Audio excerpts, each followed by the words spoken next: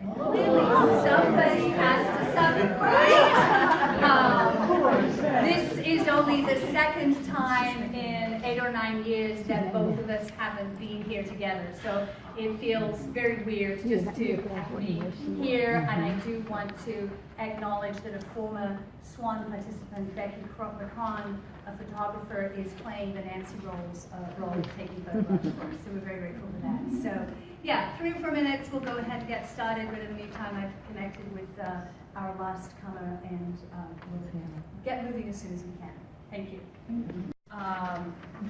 Through the work of Martha Richards, who runs a nonprofit on the West Coast that is designed to help particularly women artists network, find grants, make connections, be able to partner, so that they can partner and do their work as women artists. SWAN stands for Support Women Artists Now, which is just a delightful acronym when we also know that swans are some of the most faithful birds in the animal kingdom. So for me, it has a lot of resonance. When it began, Nancy and I kind of looked at each other and went, nobody else in Louisville. And so we decided to do something. For the first 3 years, the Kentucky Foundation for Women and Actors Theatre of Louisville were very generous in giving in-kind support, and we did, first 2 years it was just a reception upstairs in that long gallery outside of Victor Jory at Actors Theatre, which was lovely. The third year we moved to more of like a panel conversation, which was kind of sort of possibly connected with Humana, which was kind of cool. But then we realized we're not actually celebrating the women in our community who are doing the work. And so this is when it morphed into this. Our first host was Pyro, they were very generous to us while they were down in the gallery on Market Street. No, the first year we were on Main Street, and then we did 2 or 3 years at Pyro, and we outgrew them. And of course now their current venue is so the library, of course, send good energy, burn sage, whatever you do, that this room is still free next year. But the library has supported us through the Centennial Room being free for I think this might be our 5th or 6th year here.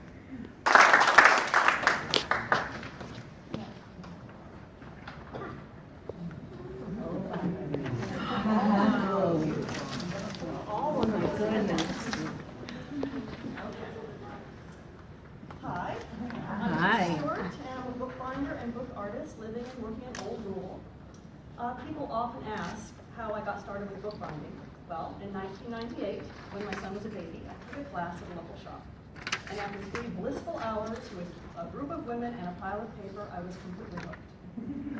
I've been honing my skills ever since and have been selling functional books like photo albums and journals online since 2010, and more recently at a few art fairs around town, including Old Louisville Spring Fest, which comes up mid-May. I also teach classes through Airbnb experiences, and I brought information about that if anybody's interested, and it's on the back table of my work. Being an artisan can be a lonely undertaking when you spend most of your time by yourself in your workspace. So the introduction of social media, first Facebook and then Instagram, put me in touch with others who shared my interests and opened my eyes to the vast world of bookbinding and book arts. A couple of years ago, a female bookbinder and printmaker in Seattle started this monthly Instagram Book Arts Challenge centered around a theme. And anyone on Instagram could participate. And now, after a couple of years, there are dozens of book artists from all over the world who participate monthly. The theme this month is flight, and I brought my entry to show today. I made a box that contains hands from people who have inspired me throughout my life. Wow. The hands support a paper nest with handwritten text that reads, "These hands influenced me. These hands inspired me. These hands supported me. These hands taught me. These hands helped me to fly." As a female artisan, many of my mentors and supporters have been women, and this is reflected in the ratio of male to female hands in the box. Of course, my husband, my dad, and my son are there, but the other hands came from wonderfully creative women, some family members, some friends, and some women who had absolutely no idea whatsoever that they had influence in structure and layout and design that makes it an art object. And artists have been pushing the boundaries of technique, content, and structure for years. My particular interest lays in creating structures that not only hold visually, but become part of the story I want to tell. Now, if you're on Instagram, you can check out this book arts challenge, in this case, Flight, @RUBookEnough_Flight. And you'll see books from all over the world.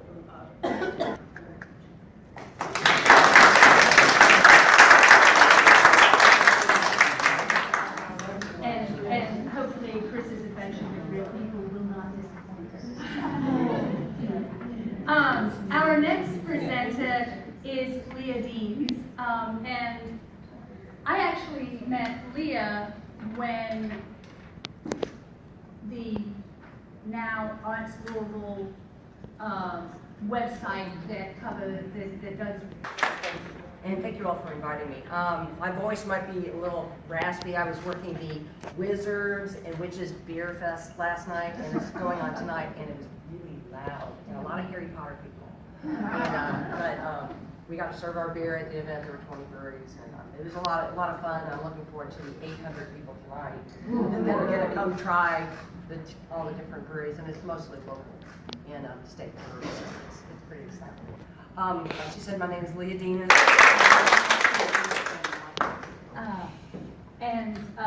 Earlier I was talking about the connections and networking, and I became aware of Maria Josefa through my good artistic colleague and friend, Haiti Canavas, who runs the Spanish language theater company in town, Teatro Chesteriolada. And when Haiti started telling me about the work that Maria Josefa does, I went directly to Nancy and said, she has to be part of our next SWAN Day. So please, welcome Maria Josefa.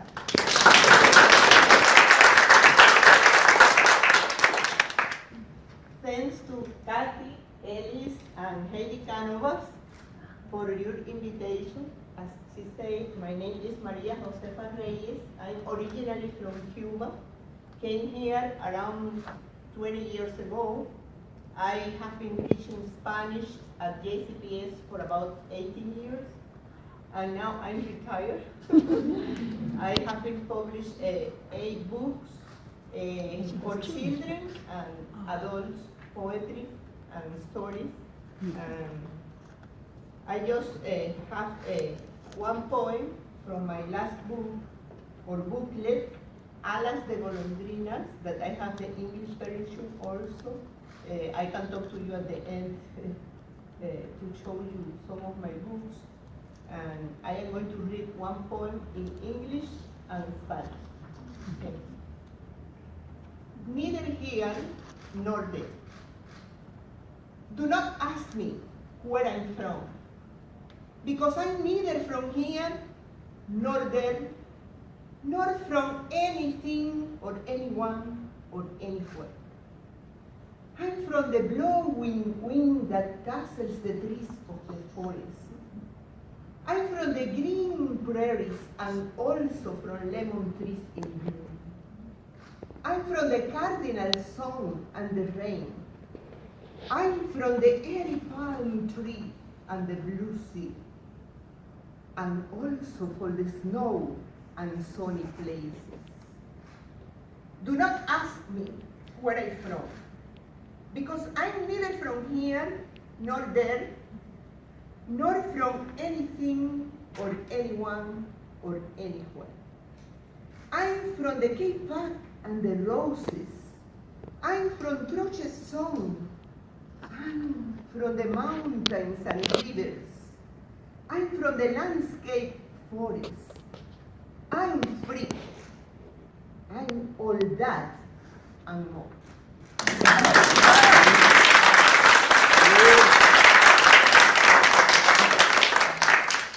Ni de aquí ni de allá.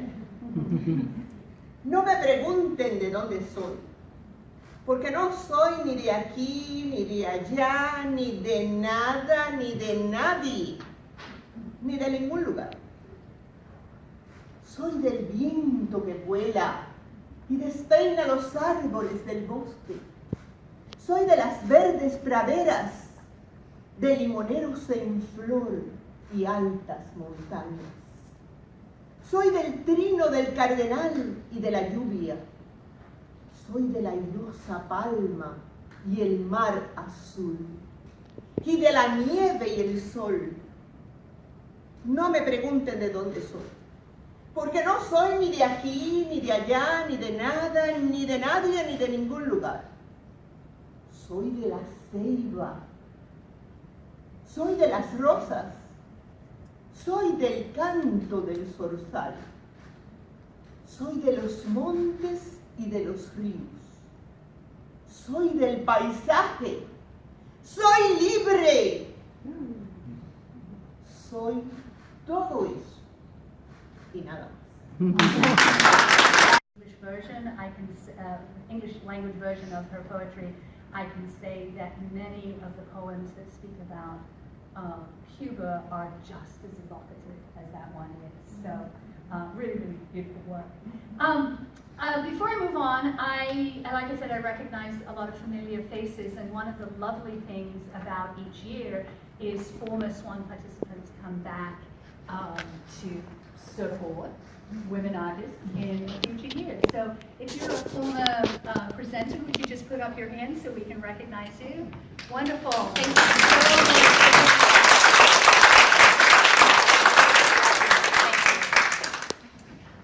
So we're moving on to the second column, and I'm delighted to welcome Karen.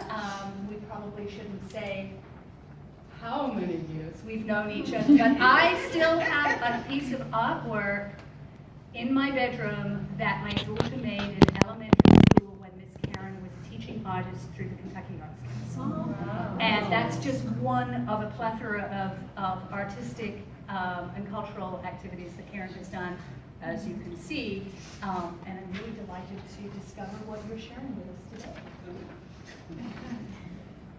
And your daughter was in the 3rd grade. Wow. And how old is she now? Older than that. She's a successful businesswoman. Good afternoon. Good afternoon. Good afternoon. Well, one of the things I do want to clear up, I am not a visual artist. The piece of artwork that her daughter did was part of a major project that we did while her daughter was in elementary school. However, at that time, if you had asked me if I could coach tiddlywinks and it made a paycheck, I'd say, yes, I can. As an artist, you do whatever it is that you need to do in order to pay the rent, put food on the table, and put shoes and clothes on your kids' backs.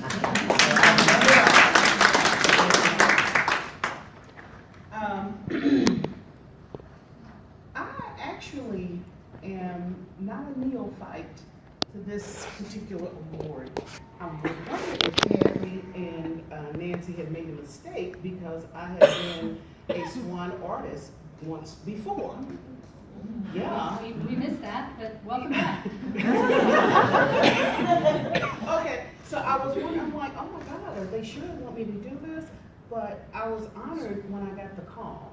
And my father, who's been deceased for a long time, when I was young, told me that if you want to be a theater artist, you need to have something to fall back on. So you can't just go to school and major in theater.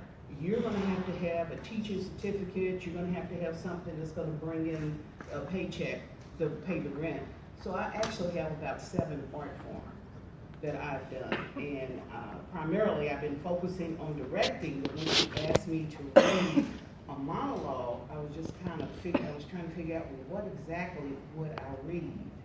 And I had bought a journal earlier this year, and I'd just been jotting down several things. And so when I got ready to prepare for this, the one thing that stood in my mind was my son. And I wanted to do a tribute to him. And I wasn't really sure, and I'm still not sure if this is something that how I'm gonna go about finishing this, but I'm thinking it's the beginning of his play. When my son was born, he was anything but average. I mean, he cut his first tooth at 3 months.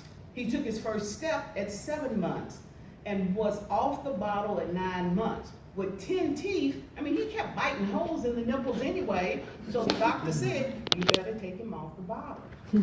But no one believed that he was only 12 months old when they spoke to him, because he carried on the conversation like a 4-year-old. He was completely potty trained by the time that he was 16 months old. I know every mama thinks their kid is smart and good looking, but my son was. I mean, as he grew, the only thing I didn't understand about him was the fact that he didn't like to read. I taught English. How could that be? I mean, all he wanted to do was run, play football, and run some more. And it was hard, but I sat him down and I taught him not only how to read well, but how to study. And I still have all of his academic medals and certificates of honors hanging on the wall. And overall, he was a great son, and good looking too. Like I said before, women love my son. He was popular. He had a smile that would light up a room, and he was smart. And yes, I admit it, I was in love with my son. He made me proud. I framed his grades from college, and I hung them on my walls amid his other accolades and diplomas. And when he decided to become a minister, he wanted to preach the word of Christ. And somehow he set out to be the best person that he could be and to truly live his best life. He owned his own business, and his customers loved him. And then one day he was backing out of his driveway and he got rear-ended. And then in 5 days, simply 5 days later, he was gone. He was dead. I've been numb for the past 12 years. At first, I was so angry at God that I was toxic. I kept asking, why did my son have to die? Of course, the answer kept coming back from God. Why did my son have to die, Cameron? And eventually, guilt replaced anger. If I hadn't gotten divorced, or if his father had been a more loving, attentive dad, my son might still be alive.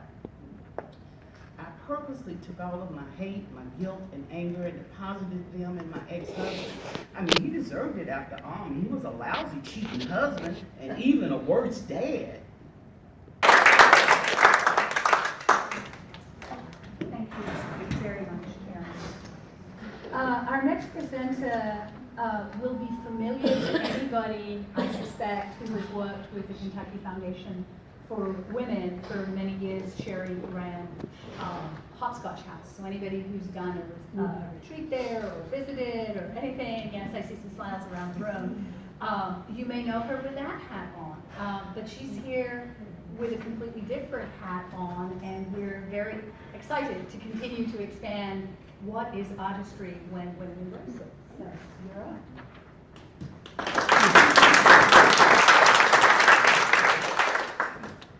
Thanks for making the KFW connection.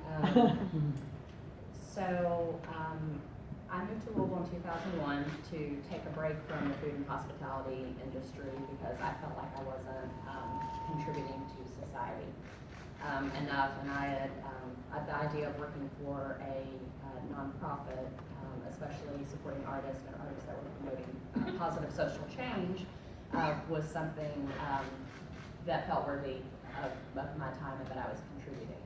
And it really opened a whole new world to me. I feel like I was very naive before I came to Louisville, and because I'm from a really small town, and learned about all the different ways that people and artists, and now kind of my focus is farmers, what their lives are really like and the struggle, and how they contribute and support our communities, and how we can contribute and support them. So my connection to, that's how I know Nancy and Kathy is through KFW, and it may seem a little like, how did I make the transition from food and hospitality to a nonprofit? But really my job was to be a hostess. to make people welcome. We did not have a food and beverage program there, but there were some times when I was able to prepare food and share that with others. And now switching things up entirely is Janda, and if you want to, get organized, that's fine.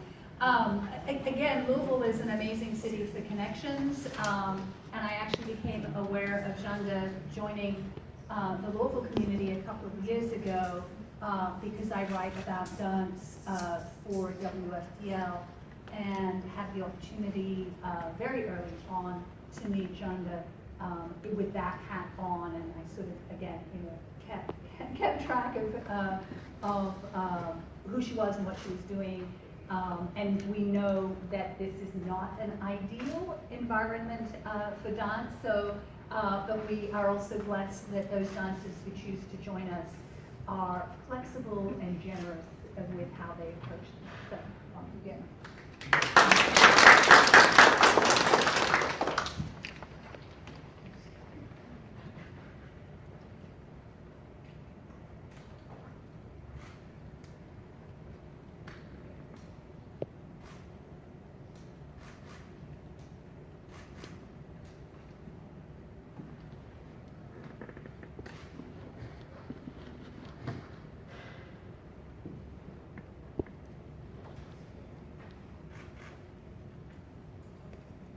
I've decided to be happy. I've decided to be glad. I've decided to be grateful for all I ever had.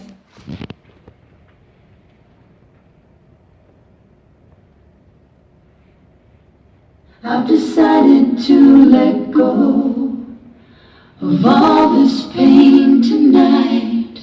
I've decided to let go of all these demons inside. And I know I am blessed. I know all I ever wanted was this. I know I don't need more. I've got what I came for. I've decided to be open to that little voice inside, telling me I'm beautiful. It's okay to be alive. I've decided to be kinder to myself when I feel sad. I've decided to be grateful for all I ever had. And I know I am blessed. I know all I ever wanted was this. I know I don't need more. I've got what I came for.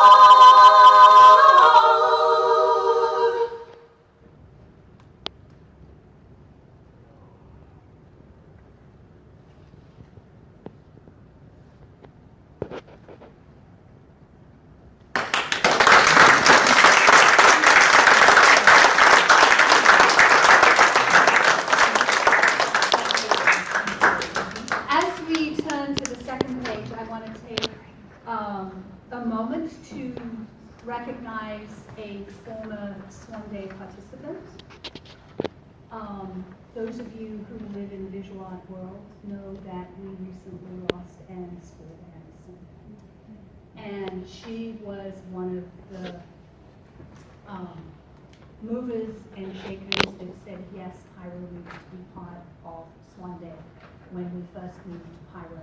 And she was our very first visual artist who presented the very first few words of Pyro. if you don't know about her, several local arts organizations have posted and reposted a really in-depth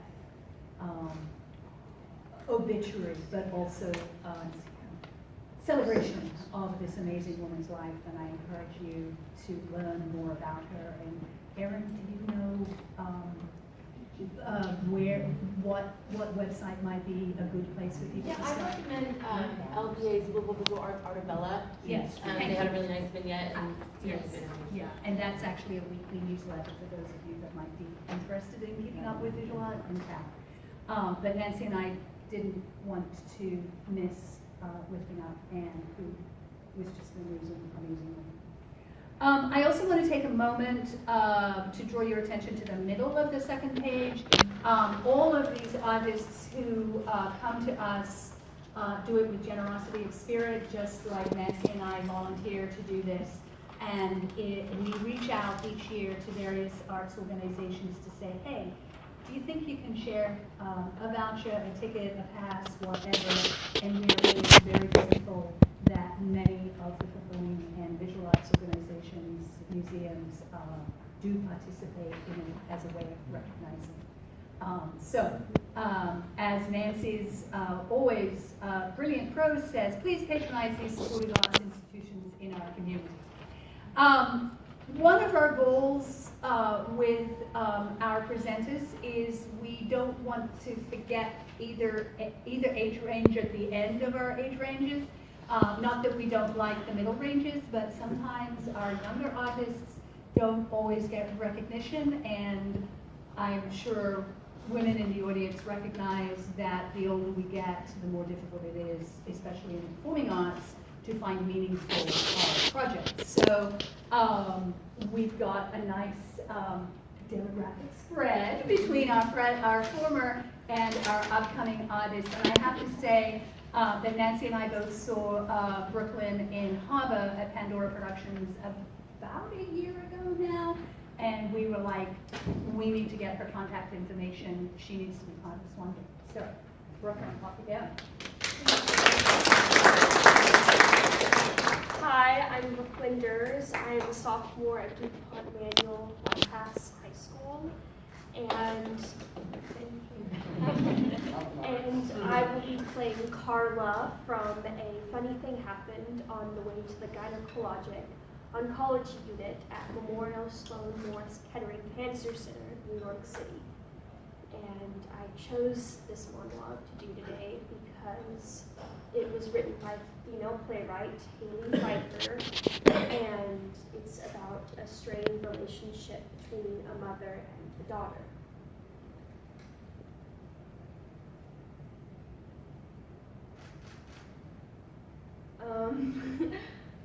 So on my way over here, I was on the train listening to music, and then this song comes on, and I just like start crying. I was sandwiched in between like a gajillion strangers, like weeping, and then someone taps me on the shoulder, and it's this total stranger, and he's this short Latino dude. He's like really thick glasses, and he has earbuds in too, and he goes, and I'm like, what? and he does it again, and so he takes out his earbuds, and so I take out mine, and then we just swap earbuds, and oh god, his music is like the worst, and I'm about to take his earbuds out to be like, oh, sorry dude, I just can't, but then when I look up at him, he has my earbuds in, and he goes,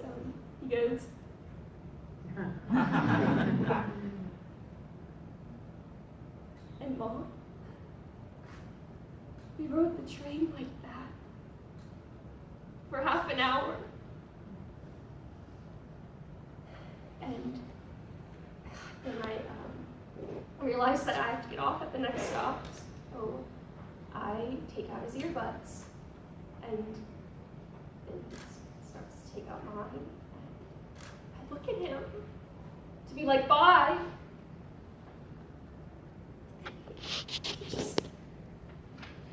He just puts his hand on my shoulder. And he says, nothing.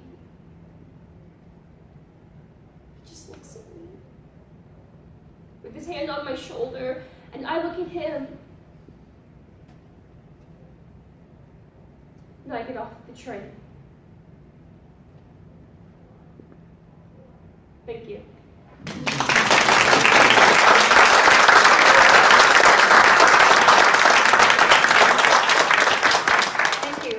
Our next presenter is Kiana, who I've had the great pleasure of going, not as much as I would like, but to hear her and her band play.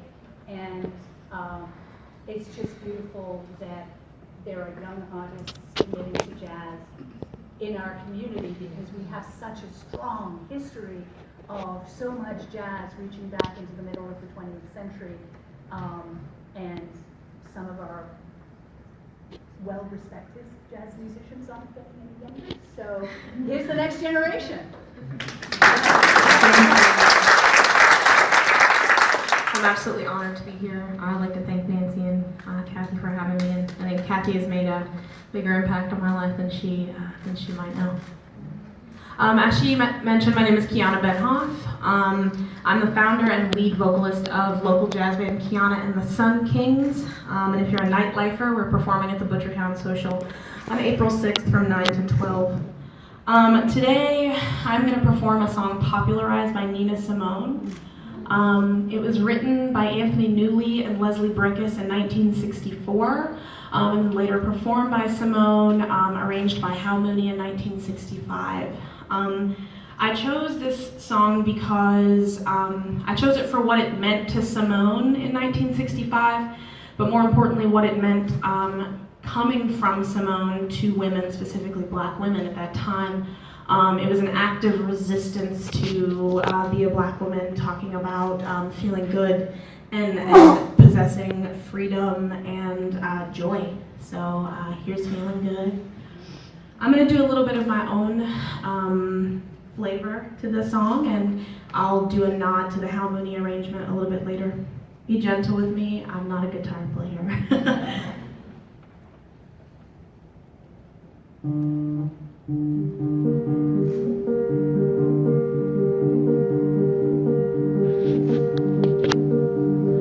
Birds flying high, you know how I feel.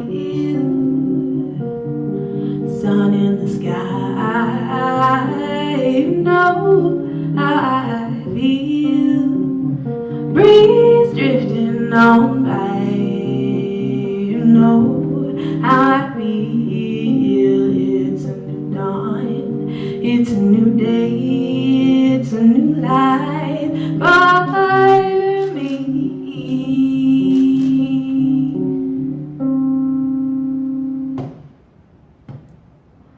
And I'm feeling good.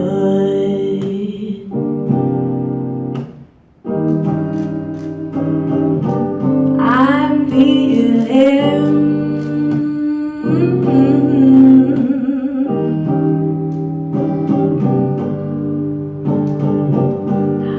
fish in the sea, you know how I feel.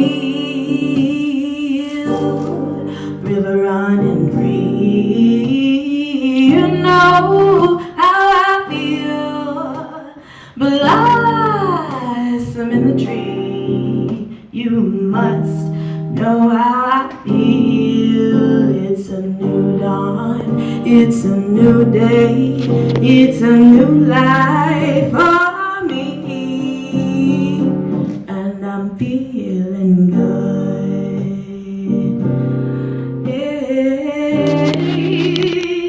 Yeah. Dragonfly out in the sun, you know what I mean, don't you know?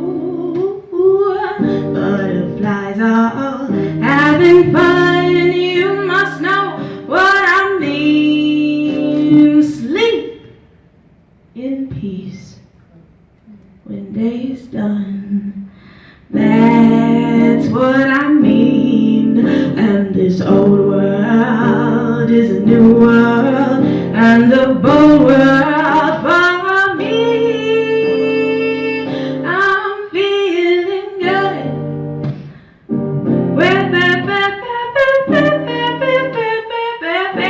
I'm feeling good. Do do do do do do do do do. Stars when you shine, you know how I feel. Scent of the pine, you know how I feel. Oh, freedom is mine, and I know how I feel. It's a new dawn, it's a new day, it's a new life for me. I'm feeling good. Ooh, yes, I'm feeling good.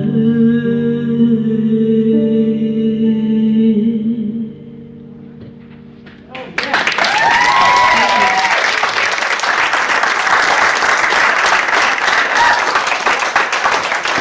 since Kiana didn't, I will say that Kiana Benhoff Music is her Facebook page, where if you want to hear more of this with her entire band, like it, follow it, you'll know what she's doing and where she's doing it. While Saber is setting up, I have very little to say, actually. Saber came to us through Nancy, so I am as intrigued as the rest of you to learn more about the fabulous art that she talks about in her bio, and the sort of social change agent aspect of that seems to be part of who she is at the moment. So hopefully I'm waffling enough to get her set up. It's a family affair. Yeah, that's great. Wonderful. We need friends and family to sustain us. As you can see, this is a really packed program. Next year, among our longevity is we're going to have to go to 3 pages to include all of our former objects. So we're expanding.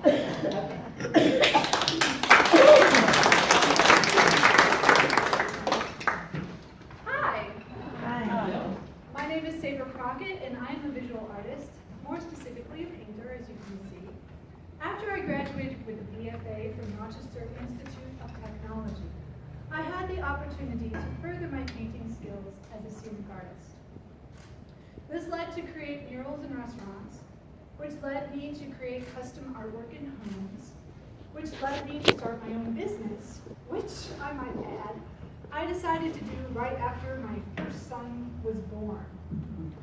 I spent over 20 years building an impressive resume on the basis of other people's ideas, and I am very grateful for those opportunities. However, it never gave me time to develop my own voice as an artist. So just in the past 4 years, I focused more on what I wanted to say with my paintings and develop my own voice. Since I was little, I have always had a connection to the natural world. And one thing that always gave me great joy was watching the birds outside our kitchen window. One time when I was working on a set for a play, I had the chance to paint a simple black bird. At the moment I said to myself, if I could make a living painting birds, I would be the happiest I've ever been. So simply put, the reason why I paint birds is because it does give me great joy. And apparently it gives joy to others. However, the deeper meaning is that these birds are survivors. They can protect themselves. They're resilient. And they have the freedom of flight. And they sing and communicate with each other, which I've always found fascinating. They are beautiful, and recent studies have shown that they have an aesthetic sense. So they're like little flying artists. I paint them out of their natural surroundings and place them on rich and reflective backgrounds because they need to be revered. They are valuable, and they are a large indicator of our own survival. I attempt to create intimate portraits of them in hopes it raises awareness of our current environmental situation. Honestly, I don't know how long they're going to last. With the rate at which climate change is happening, deforestation, the decimation of insect species, and the change in migration patterns, it's not looking good. So there is a sense of urgency for me to create these portraits right now. So as I mentioned, that one thing appeals to me about birds is that they are survivors. I want to direct your attention to another painting I did recently, being inspired by the Me Too movement and my own story of sexual abuse and assault. Words are powerful, and I wish I said this to my attacker, but I was in shock when it happened, and then carried shame with me for decades, wondering, what did I do to provoke this? What could I have done differently? This particular incident happened in a gay bar, so I honestly don't know what I could have done. I must say that this was not the only assault, and the weight of holding on to each one, whether I knew it or not, was affecting my health. The body holds on to trauma whether we believe we are over it, and comes out in mysterious ways almost decades after the trauma happened. So I painted this image to heal myself and possibly others, to make a declaration that this is not okay. We need to tell the attackers publicly that they are the ones that need to change their behavior. And the only way that they are going to do this is if we start talking about our stories publicly. We can't carry the shame because there is nothing to be shameful about. We need to prepare our children to speak out, and we need to teach our children to respect the value of women themselves and each other. That is our duty as mothers, fathers, and members of society. The change starts with us, and we need to find the courage to speak up. And we need to believe the ones that finally do have the courage to come out, because we are survivors. But I want to focus more on a world that we can all thrive in, not just survive. So I'm inviting each one of you to come up to me after this discussion and talk if you need to, or learn more about what I do. Or if you'd like a studio tour, I would be happy to schedule that. Thank you.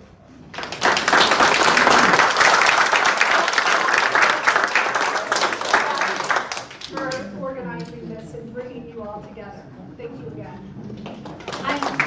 I'm also going to encourage Saber to leave these easels out so that people on stage have an opportunity to see what she was talking about.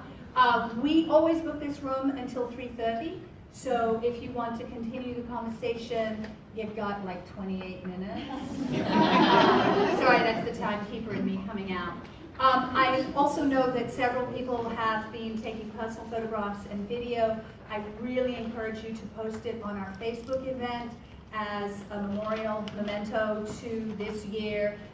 It's the way that Statera Arts, who are the current organizers of Swan Day, learn about what local Swan Day initiatives are. We like what we do. So I want to ask everybody to give another round of applause to all of our presenters.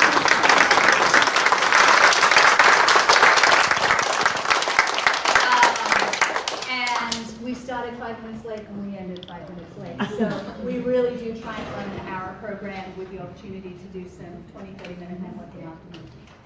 Next year, it is the official Swan Day is always the last Saturday in March, which of course is Women's History Month. So if you enjoyed yourself today, you can put next year on your calendar right now.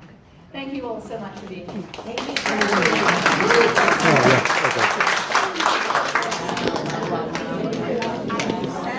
you.